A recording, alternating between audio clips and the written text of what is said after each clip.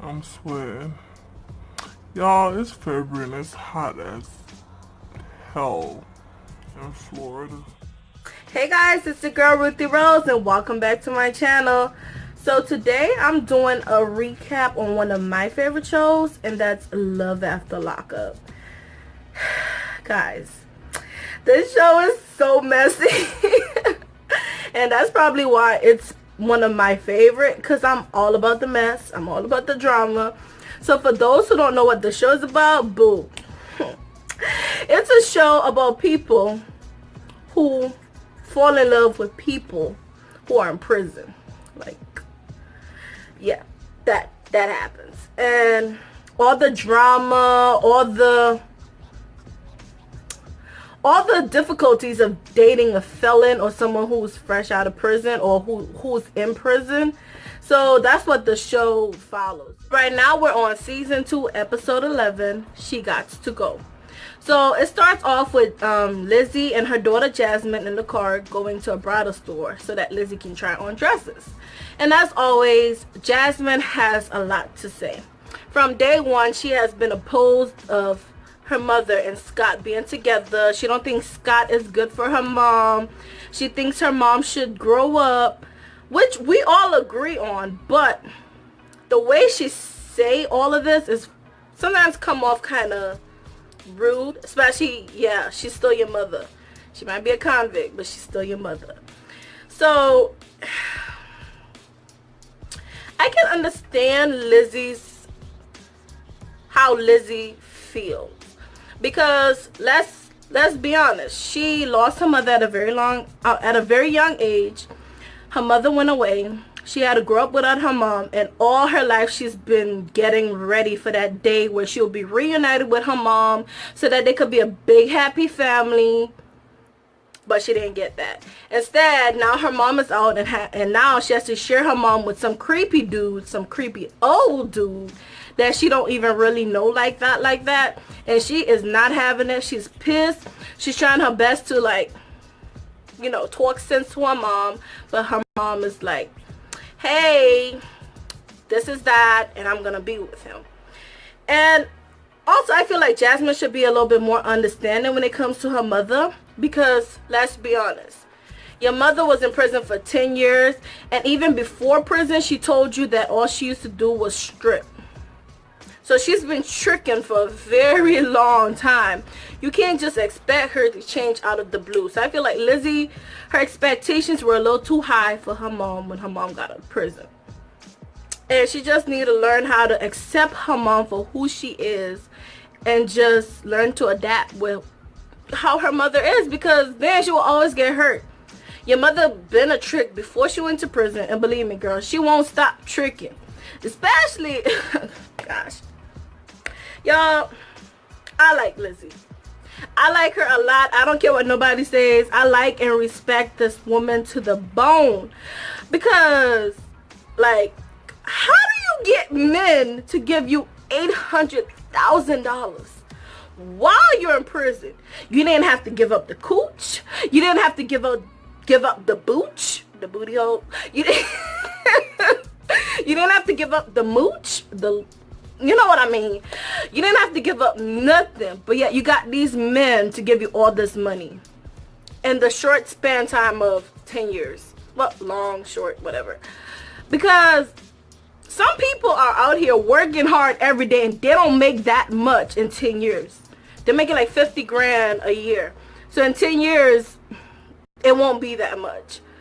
Y'all, I respect Lizzie.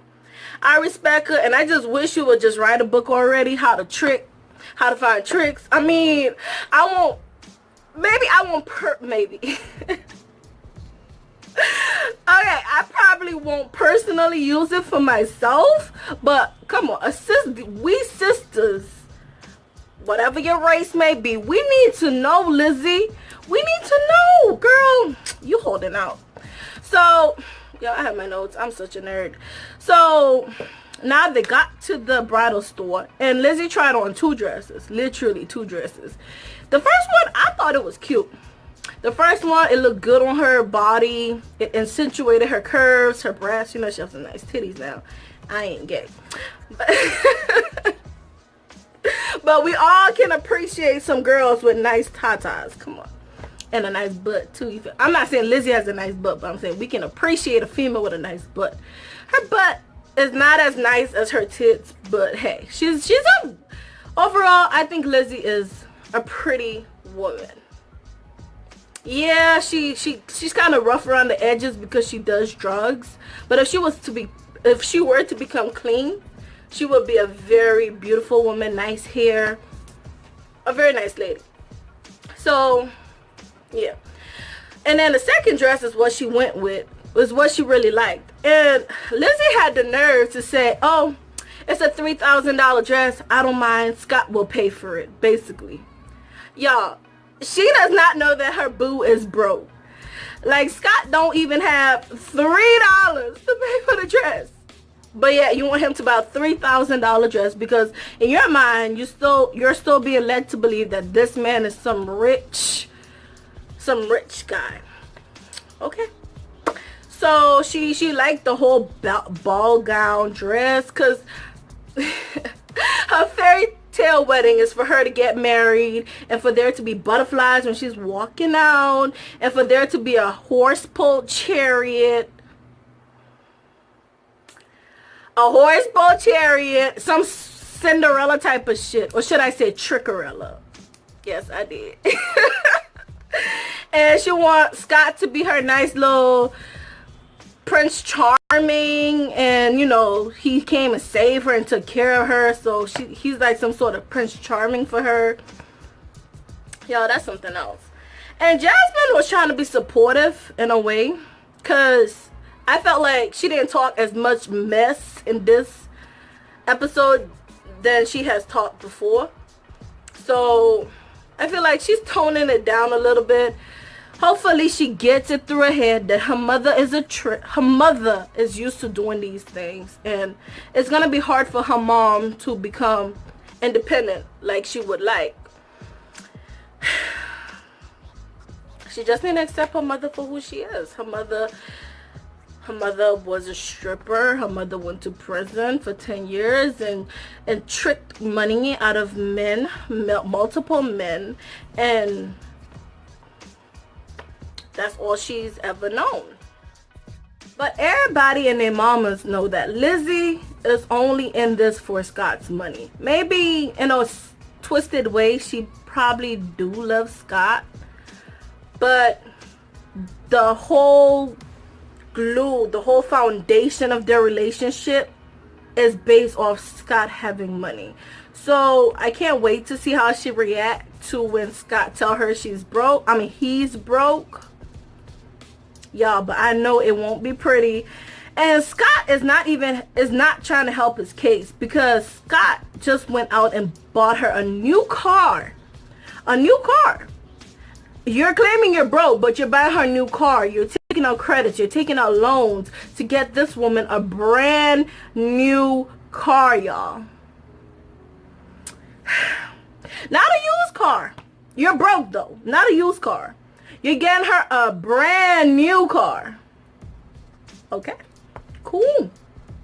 And even Scott, like, from the first season, if y'all watched it, Scott's son has always been trying to talk some sense to his father. But his father, so I can't really feel bad for Scott, because Scott does have people in his life to tell him what not to do and to try to, you know, shine some light onto a situation so he can see through all the mess. But he's not trying to see. Scott has a best friend, the black lady. I'm so sorry, I forgot her name. Yeah, she was trying to talk to him as well. The son has been trying to tell Scott, hey, you need to slow down. Maybe this is not what you think it is. But honestly, I think Scott knows exactly what this is. Scott knows that Lizzie wants his money. Because if he didn't know that, he wouldn't be so scared to tell Lizzie that he's broke. So the fact that he's so scared to tell her that means, okay, I know this woman is after my money. If I don't have no money, then I can't have her. So I won't tell her anything. Y'all, Scott knows. Scott knows that's what Lizzie wants.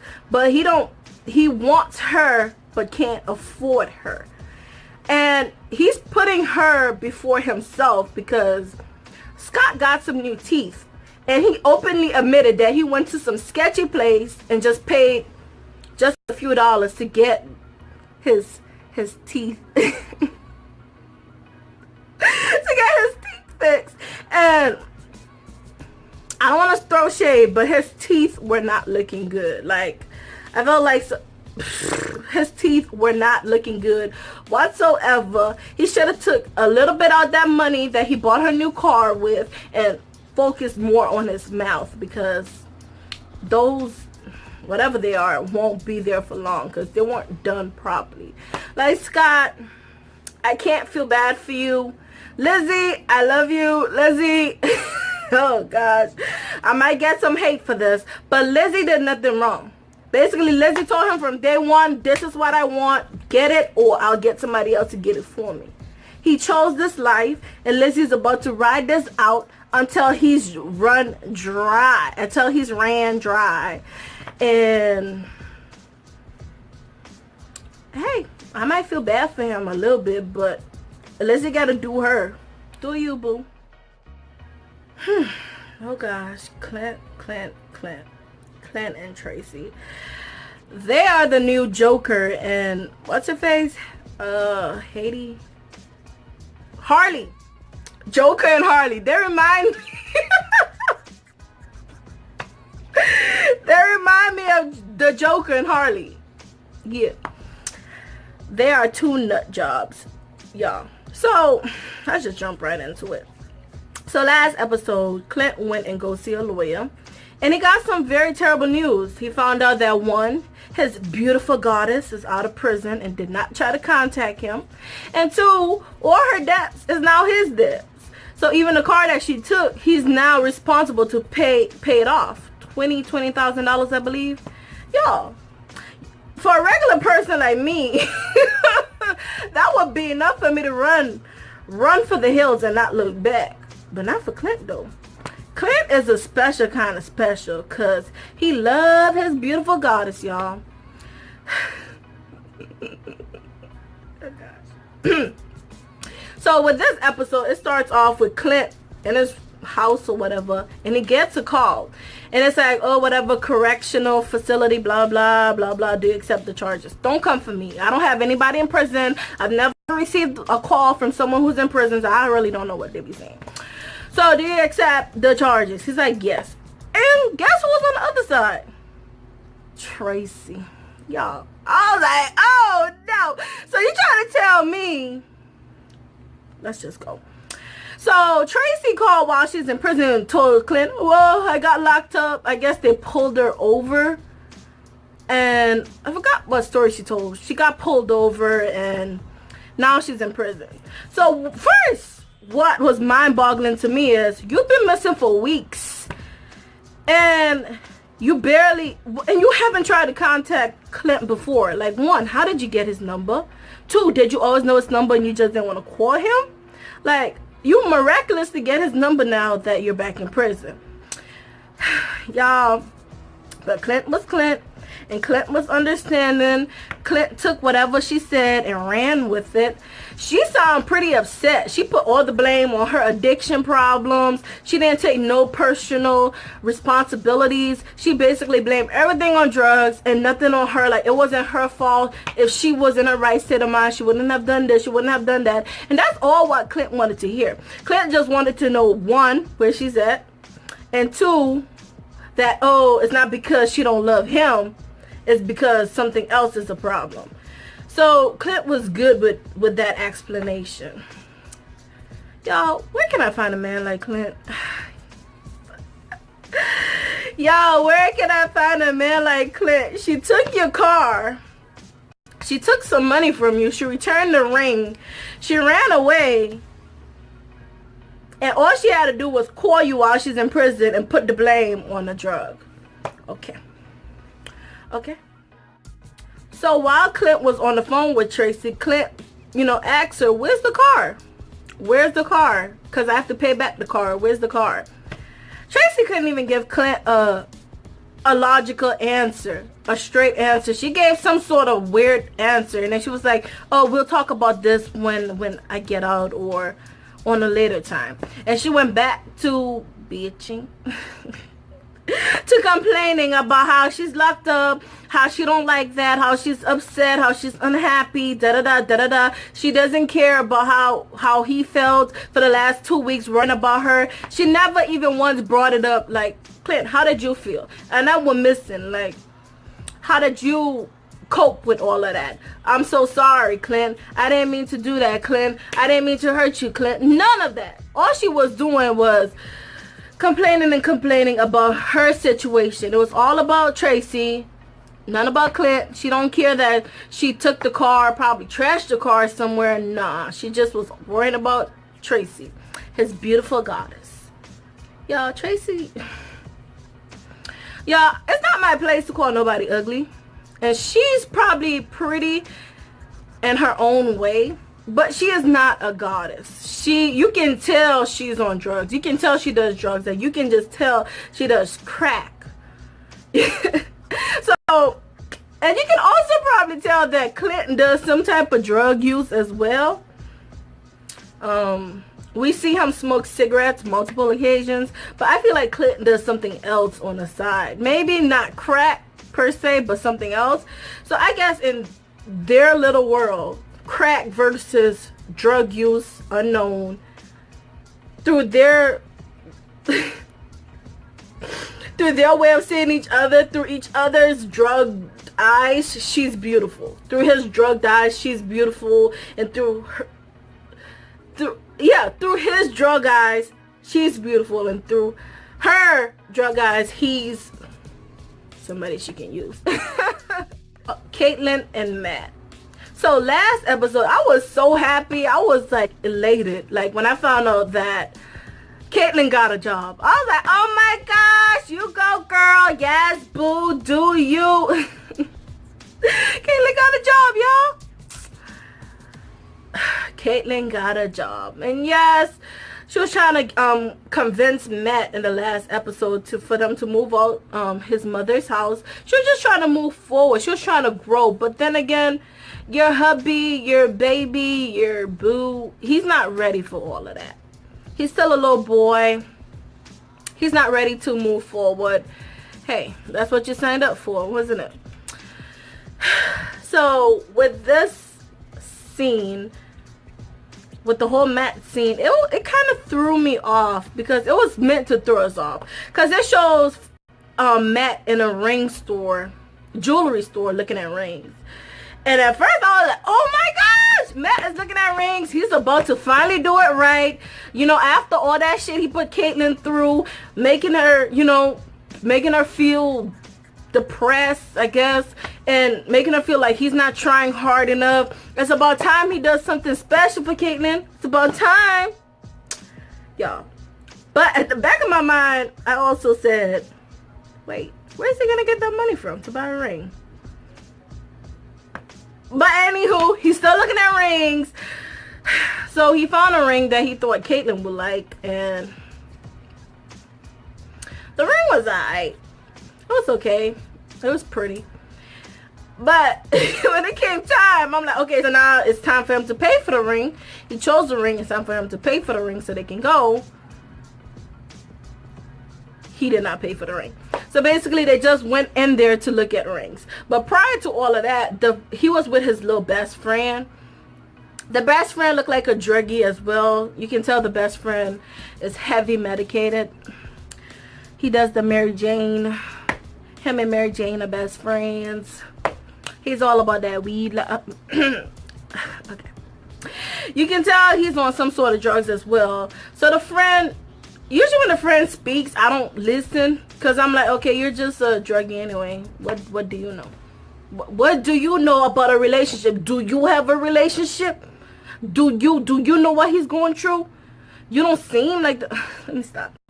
But anyway, yeah, but the friend was basically trying to tell him, slow down, do not get a ring right now. Wait. Just because y'all had a fight doesn't mean you should get her a ring. And Matt wasn't having it. I was kind of proud of Matt. Matt was like, hey, I'm not gonna listen to what he says. This is me and my girl. For that, I give him a thumbs up. Like, just a, yeah, whatever. I do, you know, I give him his props for, like, at least being able to stand up for himself and be like, hey, this is my girl.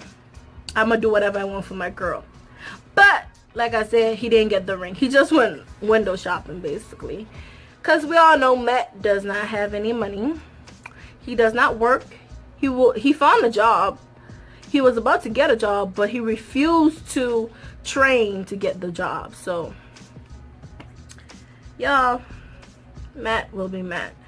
So now, we got to the part with Caitlyn sitting on the bed crying. Talking to someone, and the person told her, your mom is laying with a sheet covering her. And from that moment, I instantly know that her mother passed away. And they were saying she's ready to be viewed if she wants to come see her mother lying there. She broke down and cried, and that really, really, really tore me apart, because I love my mother to death. I love my mother to pieces. And I can't even imagine, I can't even picture losing her. So when someone else loses your mother, it's super sad. And I know for Caitlyn, she even started to bring up the fact that her and her mother didn't have a chance to reconcile. Because last time we saw her mother, or should I say the first time we ever saw her mom, was when they were at the restaurant and they were waiting on her. And I guess she was like a few hours late, and Caitlyn was super upset. But the mother made it known that she wants to reconcile with her daughter. She wants to have a relationship with her daughter. She loves her daughter. But I guess they didn't have the chance to, and she ended up passing away.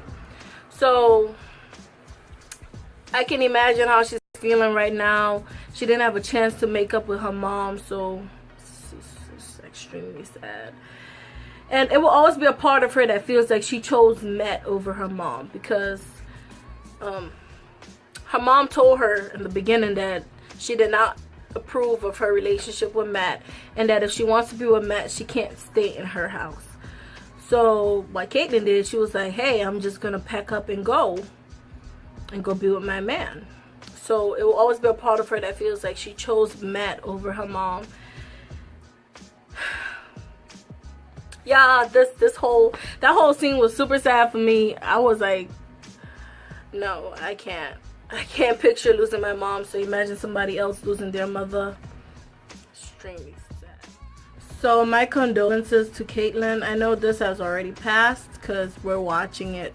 Obviously, we're watching this episode after it's already happened. So, but still, my condolences to Caitlyn. I hope she can find peace within herself, and she can rewatch that episode with her mom, where she can see that her mom was trying and that her mom did love her, and she can know that yes, her mom died knowing that her mom died loving her and wanting to be a mother to her again. So let's just get right into the whole Marcelino and Brittany mess. So okay, it was super nice and cute. The scene starts off with Brittany throwing a party for Marcelino. And they were throwing the party at a very nice house. It was actually her best friend Sasha's parents' house. Let's just stop right there. Wasn't Marcelino super disrespectful to Sasha when he met her? Yes. But yet, you guys are throwing a party for Marcelino at her parents' house. I thought that was super weird. And the party looked nice. They had a nice turnout. Everything was looking real nice. The house is a very nice house, y'all, with a pool and everything. A nice backyard. It's a nice house. But where everything turned for the worse was when we found out that Brittany invited her ex, Amanda.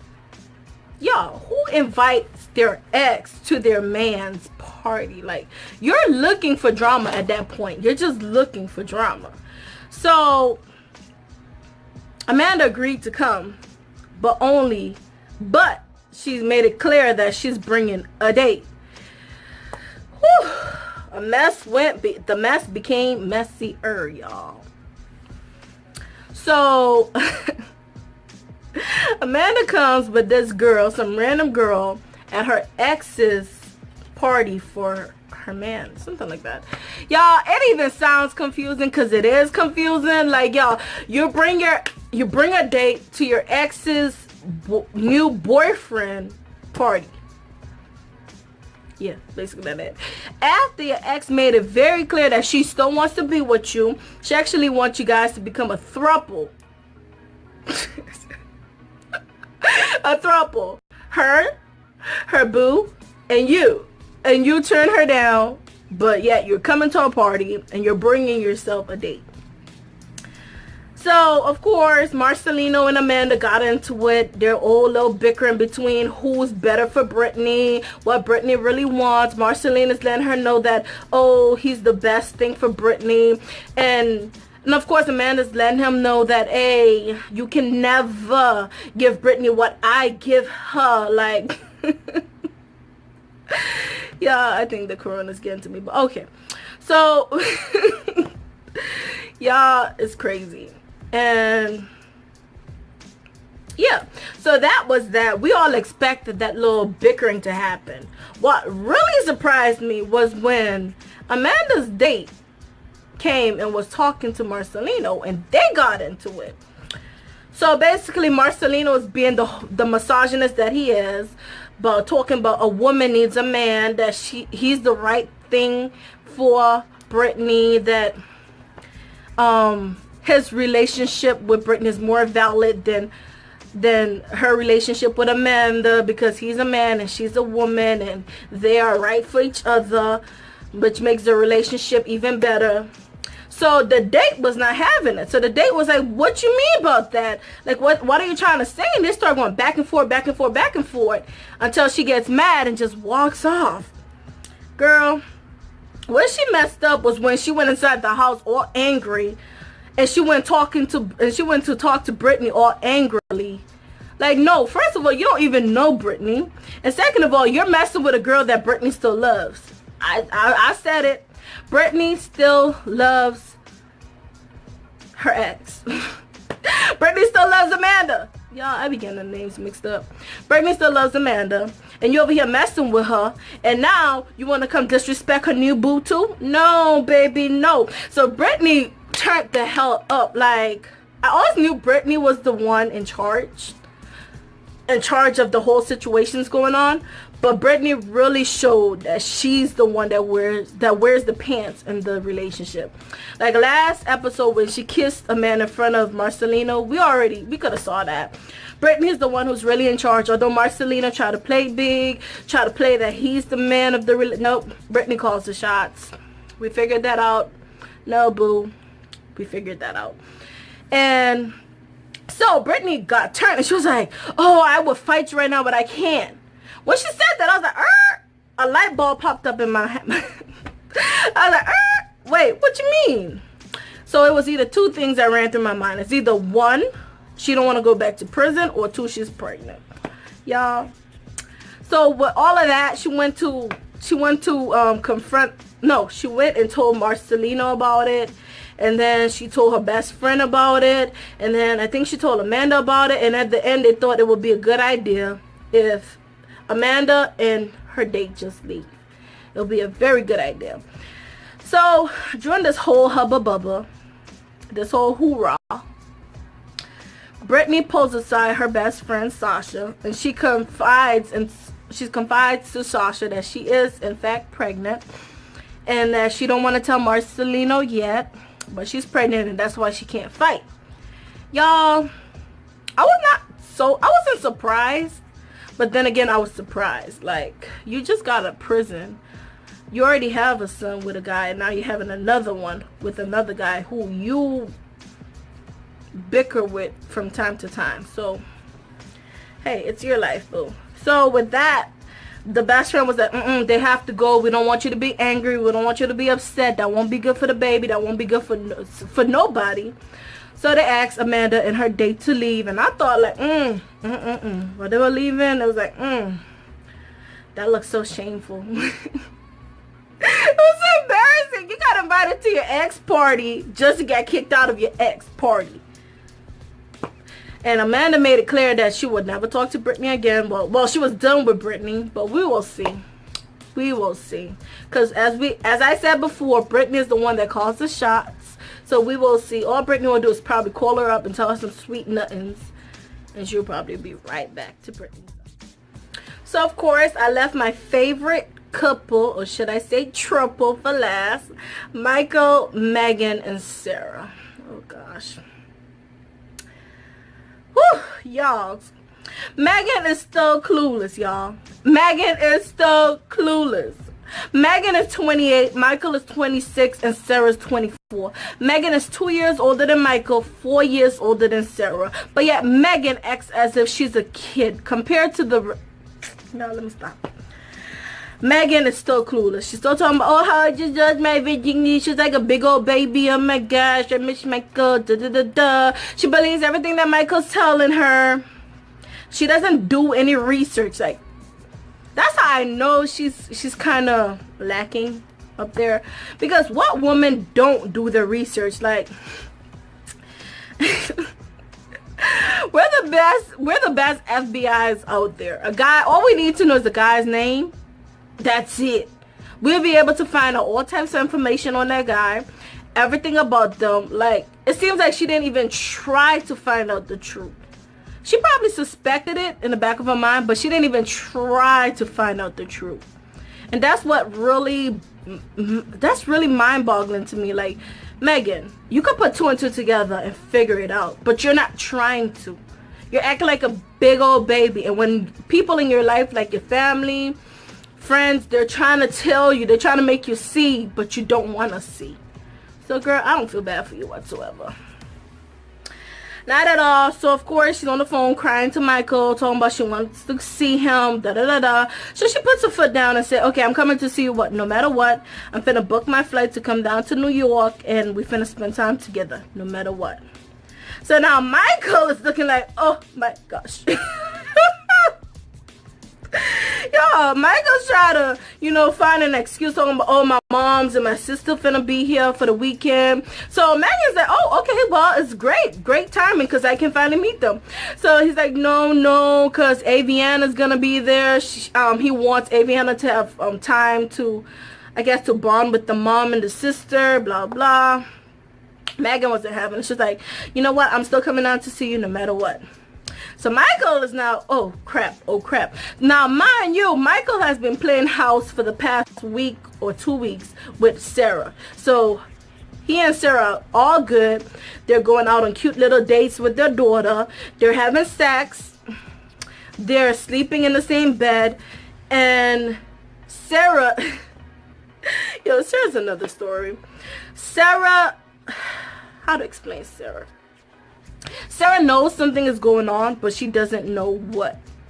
And in her mind is like, oh, if I don't think about it, maybe it will go away. Maybe it or who will go away.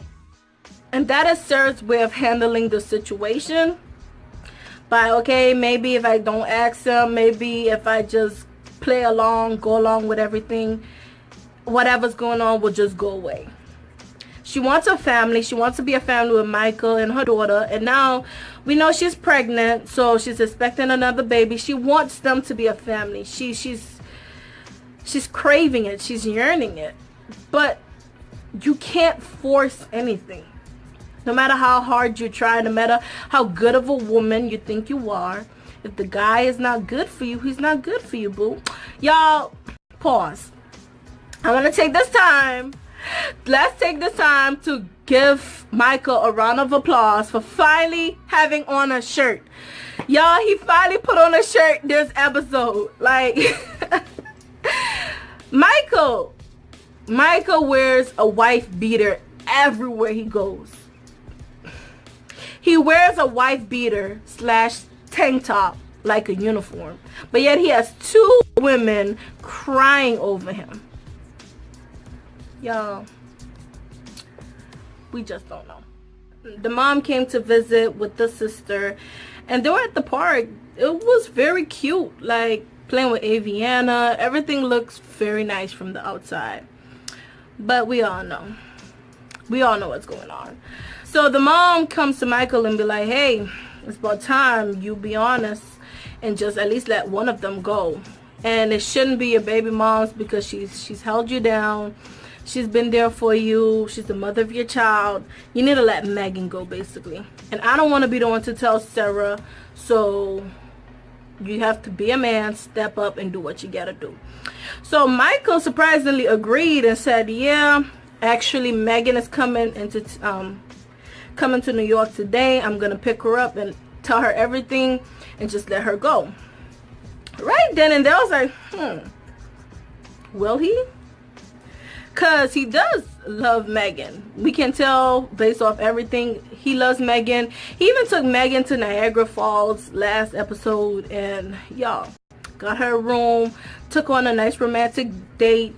And throughout the entire thing, all was running through my mind was, where's he getting this money from? Where does Michael get the money from? Is he using Sarah's money to court Megan? Y'all, that would be so messed up. Where is he getting his dough? Where's he getting his moolah, his cha-ching from? Y'all, we all know Michael will never tell. He always keeps a tight lip. He doesn't say anything. He doesn't say much. And when he does say something, it's not enough. So Michael excused himself, claiming to be going to meet up with his PO officer. That seems to be his favorite line. When in fact, he's going to go pick up Megan and quote unquote break things off with her. I did not believe it. We don't believe it. Nope. We will believe it when we see it. So yeah, and in the meantime, while Michael is on his way, the mother has a nice heart-to-heart talk with Sarah, basically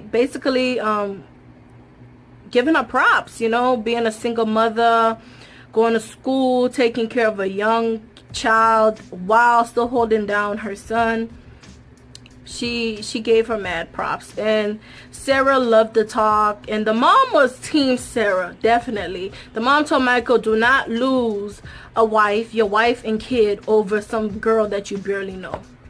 So the mom is team Sarah, but she also has loyalty to her son. She's team Sarah, but she can't tell Sarah everything because of course she has loyalty to her son. She can't just be snitching.